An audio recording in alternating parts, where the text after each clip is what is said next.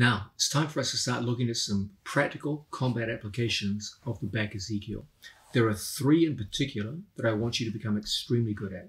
You have to be able to attack turtle position with the back Ezekiel. You have to be able to attack the rear mount position with the back Ezekiel. And you have to be able to attack a seated mount position with the back Ezekiel. I'll describe all three now.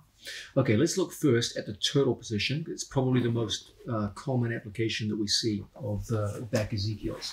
From turtle situation, we're behind our training partner, and for whatever reason, we're having a very hard time attacking in front of the shoulder, okay? Understand that attacking in front of the shoulder is the usual method of going into sliding collar strangles and clock strangles, okay? So your opponents are generally very, very guarded about the front position like so. So what we're going to do is we're going to take the arm out, we're going to go in behind. Now your opponent's thinking to himself, well, there's not much danger there, he's behind my shoulder, there's no strangle, right? Wrong. With the back Ezekiel, this is the best possible way for us to operate. So we're going to go in, we're going to get our hand all the way through and lock, just like so. You have the choice between putting the thumb inside. You'll lose a little bit of reach, but you'll gain some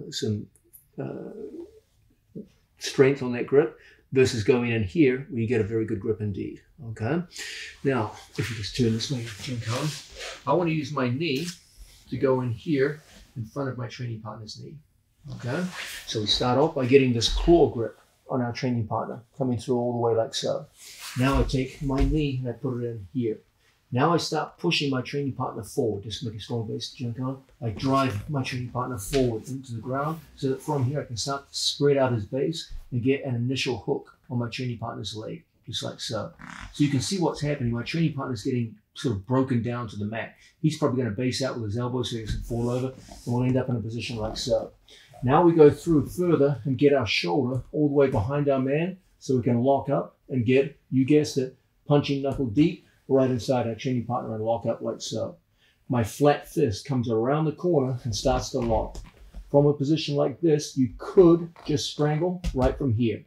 But what I'm always going to recommend is that you stand on your training partner's knee or hook over the top and insert an initial hook. Then we stand on our training partner's knee, and from here I start the action of coming around my training partner's body, looking to pull my knee over the far side so we get to a cross back position. From cross back, we just tilt our training partner over, drive our knee forward, and we end up in the perfect position to go into a very strong strangulation indeed. In this manner, we can go all the way, rolling our opponent through into the dreaded cross back position and enable a full potential of a pulling strangle on our opponent and get to a very strong finish. Let's have a look at that one more time. We've got a training partner here in a turtle situation. From here, I go through, we get that initial claw grip on our training partner. From that initial claw, my knee goes in front of his knee, and we start the action of flattening our man out down towards the floor. We place our first hook in, just like so. Now I go through, my hand goes in, we get punching knuckles deep on our training partner. My hand goes around the corner and locks right here in front. We're in the perfect position now to drive forward on our opponent. Bring our knee over the top. Now we start that action of tilting him over and we end up in the dreaded cross back position. From here, as he tries to defend himself, it's enormously difficult, and the pulling potential of the strangle is fully enacted. That pull into the armpit creates an enormously strong strangulation. So this is one tremendously effective way to operate. Second one, we've broken our opponent down, we've got hooks in.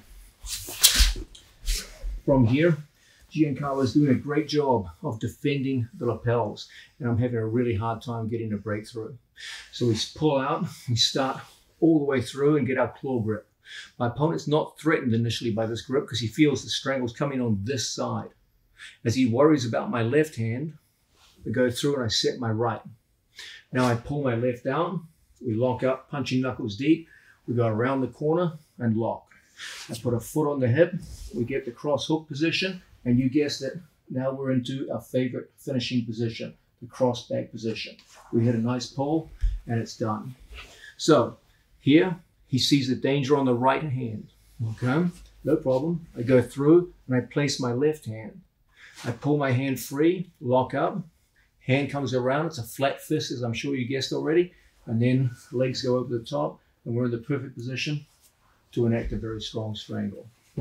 Third situation, we're mounted on an opponent. Very often in the course of various forms of escape, an opponent will turn somewhat. As we see that turn, we're going to make a transition to a seated mount where I have a leg up, just like so. I remain behind my training partner's elbow.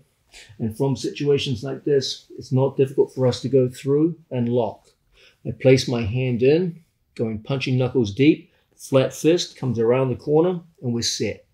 Now from here we want to get to, I'm sure you guessed it already, the cross back position. So we slide our knee all the way around the corner. Our foot comes out and we're in the perfect position now to enact a strong pull. We can throw the leg over the shoulder for even more strength. So once again, from the mounted situation, my opponent goes, say for example, an elbow escape. As I see him turn, we make a transition to a seated mount. From here, we go through, we get a claw grip on our training partner, lock up, flat fist goes in, and we're in place. We make the strangle shift, going around the corner. My leg goes over my training partner's shoulder, and we're in the perfect position now to strangle for the finish. This creates enormous strangle pressure on your opponent, taking the best features of the Ezekiel strangle and then adding to them the idea of the cross back position, throwing the legs in and putting tremendous strangle pressure on an opponent. These work incredibly well when our opponent's doing a good job of defending the lapels from our primary strangle, the sliding collar. The more he tends to defend the sliding collar, the more vulnerable he becomes to the back Ezekiel. And we can work it from those three positions to put out a lot of opponents.